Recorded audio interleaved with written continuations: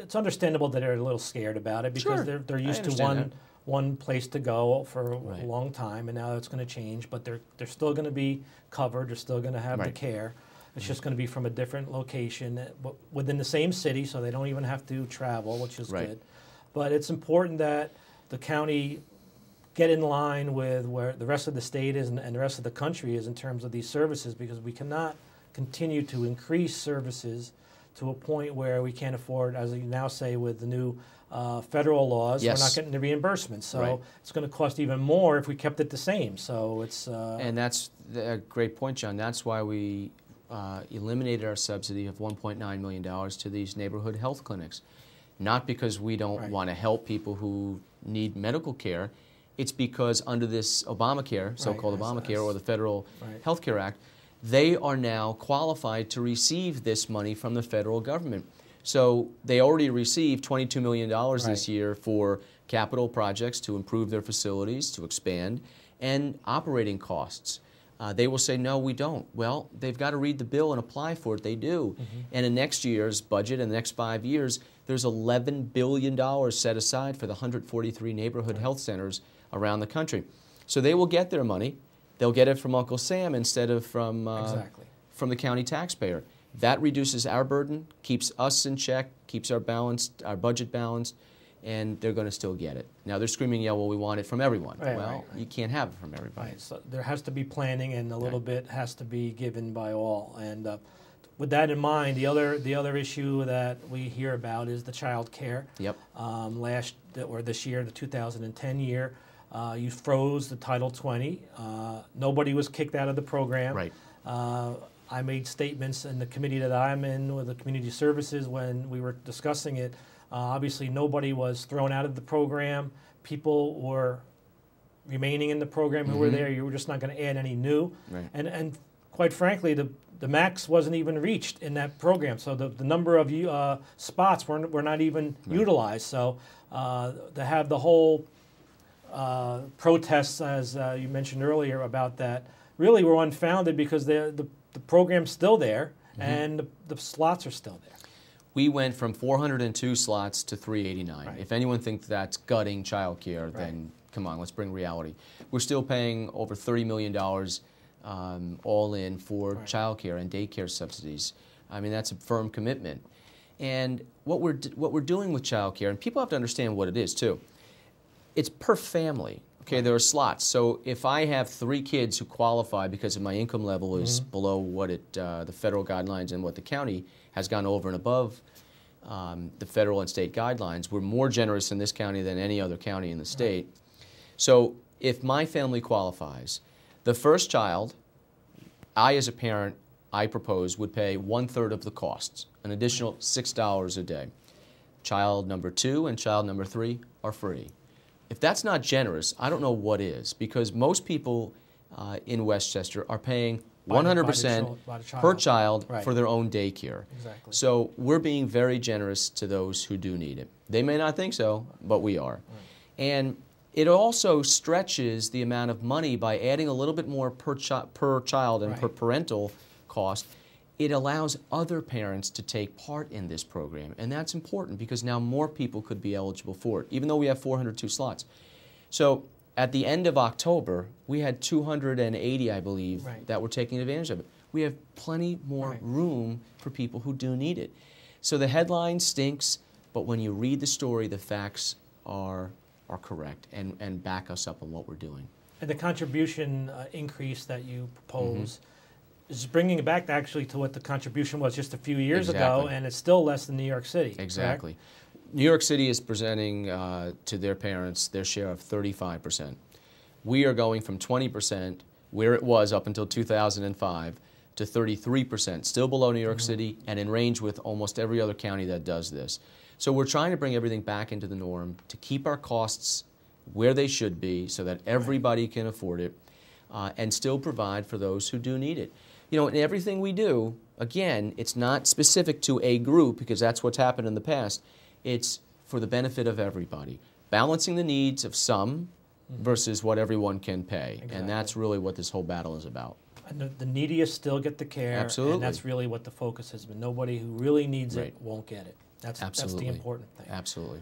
We all talked about in last year's election, and I always talk about it in any level of government that I've been in. The smaller the government, the better, as far as I'm concerned. The least amount of overreach and outreach to getting involved in the lives of the people, the better. Right. And part of the size of government is obviously the workforce. And what you have tried to do is reduce the workforce with the least amount of pain as possible. That we went through this spring, a whole process with the health care, obviously, and the non-represented employees. But then we went into the whole retirement program. There was a state and as well as a local.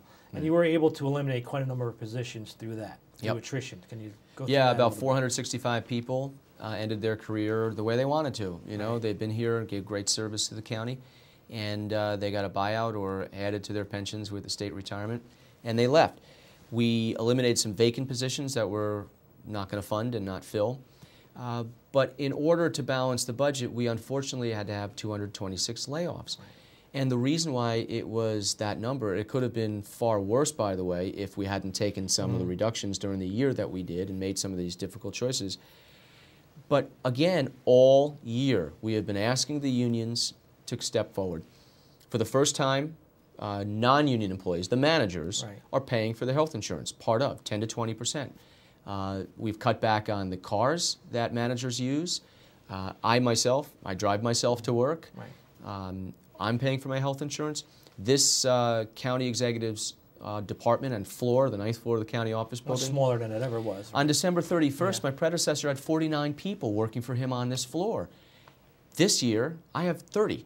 Now, we're doing more with less, and we're accomplishing what we have to do. But we took a 39% hit in our department, and every department had to get, do the same amount of work or more with less people. They were already restructured when people left on their own because of the retirements. So I think it's very important for the public to understand that we're leading by example. Managers, myself, we're leading by example. We're not asking the workers to do anything we're not willing to do or haven't already done. But when the unions who have a 4% raise this year, a 4% raise for next year, again pays 0 for health insurance, which are astronomical costs, which means, by the way, that the taxpayers are paying 100% of their costs. And they get longevity payments and step increases and everything else locked into their contracts. When they basically have said to us, to heck with you, we don't care. Taxpayers are going to foot it all, and we're not going to share any pain. Well, you know what? I don't think the public has sympathy for that. And at this point, neither do I. When I've been asking them all year to be part of the solution. They've had the opportunity to get on board. And they've said no. And it leaves us with no choice. The other part of this budget, which I think is still amazing to me, you were not forced to really get into any of the essential services that everybody counts on. The bus service, obviously the emergency services is very, very important to maintain. Yep, and we did that. And again, we challenged every single department head and commissioner to revamp their own department. We're going to give you less money, so how do you make it work? You're the professionals. How do you make it work? Come back to me with options. And they did. To their credit, they were pushed and they came back and said, we can do it for far less. I know they worked very, very hard. They really did. And they said, we don't need this amount of people, to be very truthful. In a real world, would they love to have everybody? Sure, but that's what they had for long, long periods of time. And work was getting done, but a lot of people were sitting around, to be very frank with you. And it's not unlike what Governor-elect Cuomo is saying. It's not unlike what Mayor Bloomberg is saying. It's not unlike what any reasonable person as an elected official has to say. We're confronting our problems. We grew too fast for too many years. It's time to get to correct and get into the reality, just like the public sector and some other areas are doing now, and just like the private sector has had to do. Well, the private sector has supported this budget quite a bit. It's obviously something that the business community is looking forward to.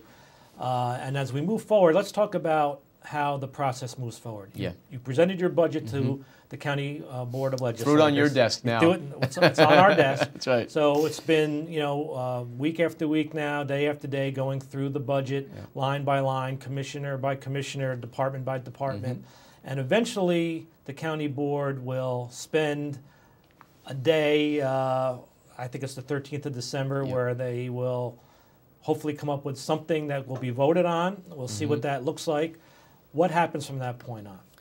Well, the process right now is you have 3 public hearings. You've had 2 of them so far. The last one is at the county board chambers, and I hope people go. And you know, the budget is online, westchestergov.com. Go through my message of why I did what I did.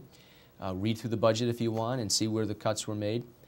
But in everything we did, I challenged our staff and all our commissioners, can this withhold scrutiny? Why are you doing this? And until I was satisfied, we did not release the budget. So now you're going through your process. You're going to add money, delete money, and obviously I have veto power to object to things that I think the county board is doing that's incorrect. Let's take a few seconds to just discuss the adding money part, because obviously there are some... Every goodie going back into the There's bag. ways to manipulate the revenues. There's ways to manipulate fund balance that was never there. Now didn't happen this year, which made it even worse. So, and obviously the 2010 budget is not finalized until March or April, from what I understand. So to even discuss the fund balance from this year is ridiculous. So we have to have a budget that's real, where not one shots as you know, maybe you get lucky and you get a revenue from one area at one time and you use it. That's where the fund balance needs to be built up, and that's where we have to be responsible. This is what it's like, okay? Every day you go home and you open your mailbox and you get something from Visa or MasterCard or somebody, right? So let's pretend you have a big balance and you're paying interest on your balance. You're not paying off your credit card. Exactly. Nothing's getting better, but you keep spending the way you were spending, right? What do? Well, one way to do it is, I guess, open up another account or take out another loan and pay off one loan, and you still have a second one that gets worse and worse and builds more interest. Or you could say, you know what? Why are we going out to dinner 10 times a week? What, you know, or live within your means. Live within your means and reduce some of your expenditures, and you'll get out of your hole. That's what we're trying to do. But I'm afraid, and I caution and tell, you know, warn the board, please think responsibly. We're going to be in a bad situation against next year. Don't throw more on the credit card. Don't drain the reserves. It's spending that needs to be attacked, period. And if we do that, we'll be okay. Well, I have to commend you on your first year in office, your first budget. See the grays, John? Yeah. I mean, you've put together, I think, a tremendous budget. You've looked at everything. You've attacked all the areas that everybody has been hoping would be addressed. You have done that. Now the Board of Legislators will hopefully take that and use it as a template to come out with a final budget that will be close to what you proposed and will be responsible. And it's only your first year in office, and you've done so much in just 1 year. Can only imagine what future years will bring. But you have thought about the future by doing this, because you can't work in 1 year at a time. Right. You have to work in multi-year projections, and you've done that. And that's why it's critical that major changes are not made to this budget. So thanks. I look forward to supporting the same ideals that we share, and to have a budget for the County of Westchester that's responsible and maintains that 0 or -1% tax levy increase. Good. Thanks for your time. Thank you, John. Thanks for all the hard work you do. Thank you.